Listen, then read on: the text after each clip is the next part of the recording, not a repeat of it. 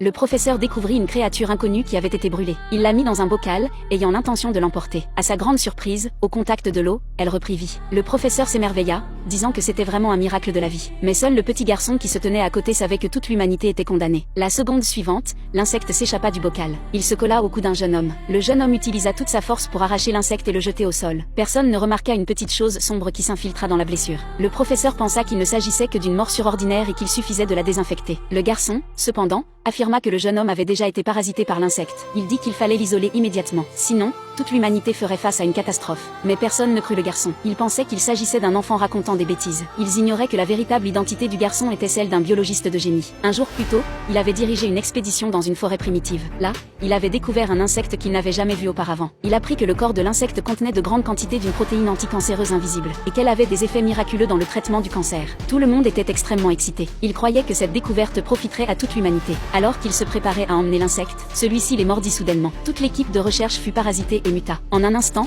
ils devinrent des monstres pieuvres de 100 mètres de haut. L'homme qui avait été le chef de l'équipe mourut et renaquit dans le corps d'un garçon. Ils rencontrèrent par hasard un groupe d'étudiants explorant la forêt primitive. Ils n'étaient plus qu'à 5 km de leur destination. Se souvenant de ce qui s'était passé dans sa vie précédente, le garçon tenta immédiatement de les arrêter. Il leur dit qu'il y avait des créatures inconnues dans la forêt, qui pouvaient parasiter les humains et provoquer des mutations. Après avoir entendu cela, tout le monde pensa qu'il disait des absurdités. À ce moment-là, le professeur qui dirigeait le groupe découvrit la créature inconnue. En voyant cela, le garçon fut stupéfait. Le professeur voulait mettre l'insecte dans un bocal pour l'emporter et l'étudier. Mais, à sa grande surprise, la seconde suivante, l'insecte carbonisé reprit vie au contact de l'eau. Il s'envola ensuite et mordit le cou d'un jeune homme. Le jeune homme arracha l'insecte de force, mais il ne put tout de même pas échapper à son destin d'être parasité. Cette nuit-là, plusieurs tentacules poussèrent dans son dos. Elles s'enfoncèrent dans l'oreille de sa petite amie. Le garçon et sa sœur, à l'extérieur de la porte, assistèrent par hasard à cette scène horrible. Le cri de la sœur attira l'attention du jeune homme muté. Il se lança immédiatement à leur poursuite. Après une courte course, le jeune homme et la sœur s'enfuirent ensemble vers le laboratoire. Ils découvrirent que le professeur avait secrètement ramené l'insecte. Le garçon leur dit que l'étudiant infecté avait déjà muté, qu'il venait de tuer sa petite amie. Il devait donc partir au plus vite. Mais personne ne crut le garçon. Tous pensaient qu'il était fou. À ce moment-là,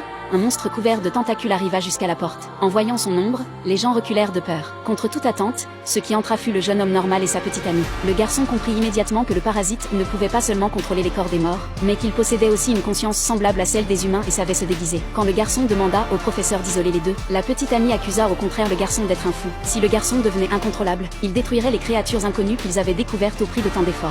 Le professeur, en entendant cela, fut lui aussi très inquiet. Il attacha immédiatement le garçon et sa sœur à l'entrée avec des cordes. Inquiets, ils restèrent là pour surveiller, de peur que le garçon ne se libère et continue de causer des destructions. Ils ignoraient que les deux personnes infectées avaient déjà commencé à muter. En voyant cela, la sœur cria pour les avertir, disant que le monstre se trouvait juste derrière eux. Ce n'est que lorsque tous levèrent les yeux qu'ils découvrirent un gigantesque monstre pieuvre. Mais il était déjà trop tard.